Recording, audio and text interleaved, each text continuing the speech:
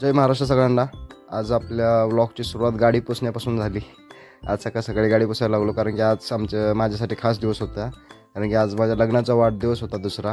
त्यामुळं आज गाडी हे पुसून नंतर फ्रेश होऊन सगळेजण आम्ही घरचे, मी, मम्मी, पप्पा आणि माझी बायको, आम्ही तिघंजण निघालो तुळजापूरला. कारण की दर्शन घ्यावं म्हणलं जरा देवीचं, आणि पुढच्या अजून वाटचालीसाठी सुरुवात करावं म्हणून मग आम्ही तुळजापुरात पोचलो. तुळजापुरात पोचून नंतर मग महाद्वाराकडे जायला लागलो.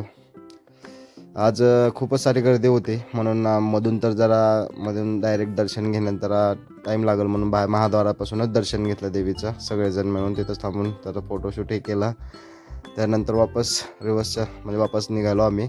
मग नंतर यांचं चालू होतं की काय घ्यायचं काय नाही शॉपिंग, पण नंतर आम्ही शेवटी चण्यांवर भागवलं.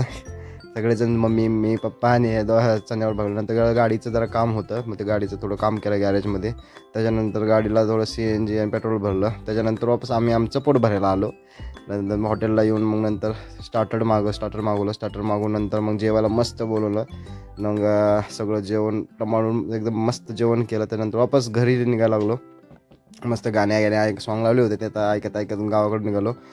त्याच्यानंतर केक होता, जो संध्याकाळी मी आणला होता वाईफला सरप्राईज देण्यासाठी. नंतर वाईफ आणि मी दोघांनी हा केक कापला, घरीच नॉर्मल सेलिब्रेशन केलं. आणि नंतर मग हा छोटासा तिथून धागे आणले होते ते बांधले आणि आपला